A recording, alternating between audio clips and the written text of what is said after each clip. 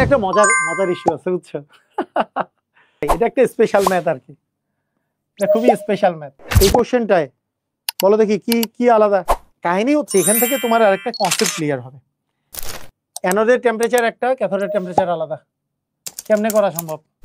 টি তো একটা আছে, তোমার নাট সমীকরণে টি কই?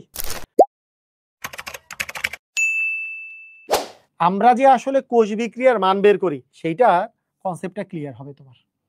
তুমি দেখো এখানে ইনট সেলের মান দুইটার দেয়া আছে। তোমাকে আমি যদি বলি এইটার জন্য আমি যদি বিক্রিয়াটা লিখি এটার জন্য, তাহলে ই অফ অ্যালুমিনিয়াম থেকে অ্যালুমিনিয়াম 3+ সমান ই নট অফ অ্যালুমিনিয়াম থেকে aluminium 3+ minus R T 8.314 R T by R T. T মানে 20 ডিগ্রি, 20 ডিগ্রি মানে 293। কয়টা ইলেকট্রনের আদান প্রদান? 3টা, 3 into 96,500 ln of aluminium 3+। Aluminium 3+ মানে 0.01 আসবে, আর নিচেরটা তো 1।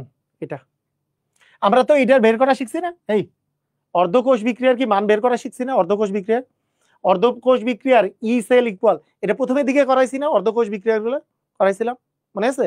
অর্ধকোষ বিক্রিয়াগুলো কিভাবে করে করতে হয় করছিলাম। আচ্ছা ওকে, এইবার ই অফ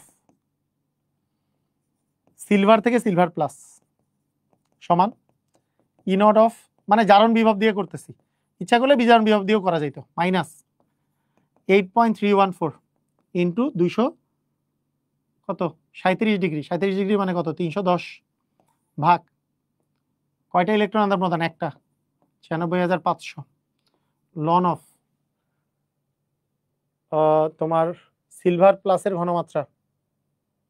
মানে এখানে একটা জিনিস চিন্তা করো, মানে এই ঘনমাত্রাটা কার ঘনমাত্রা? সিলভার প্লাসের। কিন্তু আমি কিন্তু লিখতেছি কি?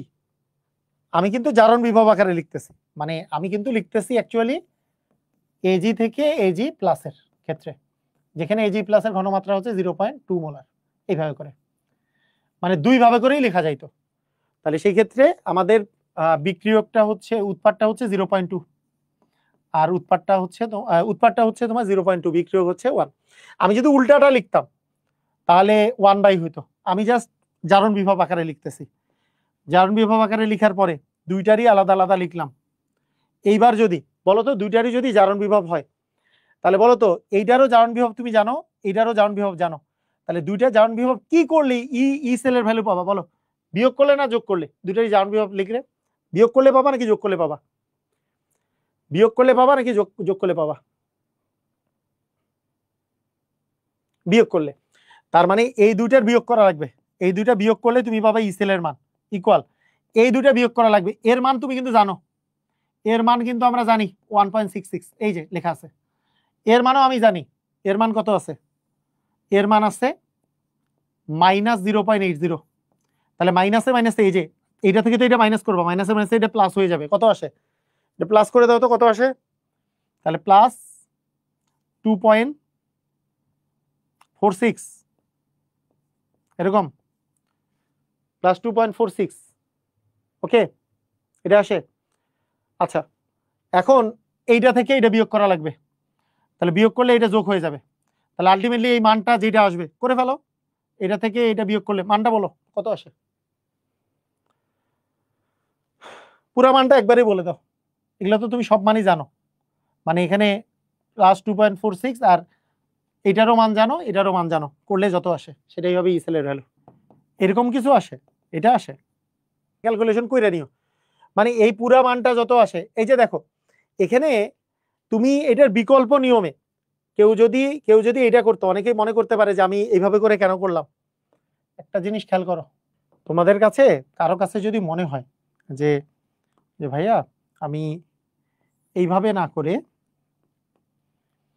আমি ই সেল মানে ই অফ অ্যালুমিনিয়াম থেকে অ্যালুমিনিয়াম 3+, এটা সমান ই নটের মান হচ্ছে 1.66, এটা minus R T by N F 8.314 বা ইন্টু টি, টি এর মান 293, এন এর মান হচ্ছে 3 into 96,500 ln of aluminium 3+, aluminium 3+ হচ্ছে 0.01, এটা বসাইলাম।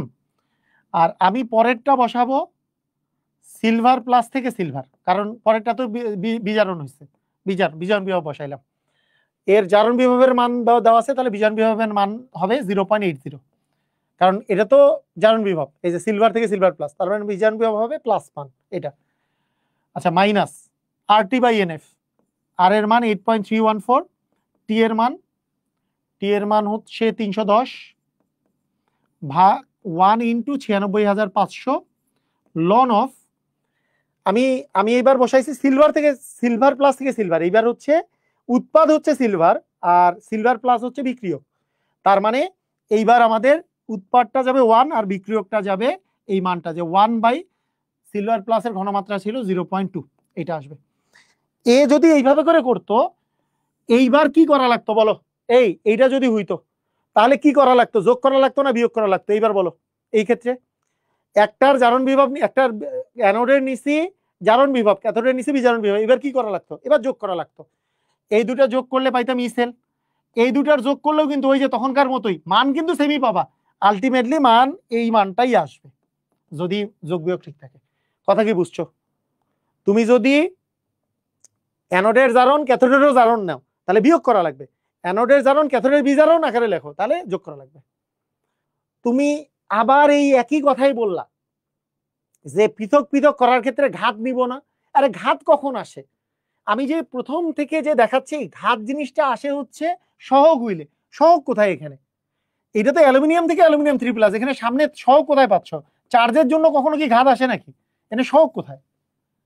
এই জিনিসটা কিন্তু বারবার তুমি মানে ভুল করতেছো তোমরা। মানে এখানে যদি 2 আসতো, যেমন ঘাত তো আসবেই, যদি তোমার হাইড্রোজেন থেকে 2H+ আসতো তাহলে ঘাত আসতো, কারণ এখানে 2 আছে তাই। ঘাত আসে তো সহগের জন্য, সহগ কোথায়? এখানে সহগ কোথায় আছে যে তুমি ঘাত দিবা? 1 বাইটা বুঝি নেই। 1 বাই মানে হচ্ছে এইটা হচ্ছে উৎপাদ বাই বিক্রিয়ক লাগবে না? লনের পরে কি উৎপাদ বাই বিক্রিয়ক, উৎপাদ তো সিলভার তো সলিড, তো সলিডের মান তো 1 আর হচ্ছে সিলভার প্লাস, তার ঘনমাত্রা দেওয়া আছে 0.2।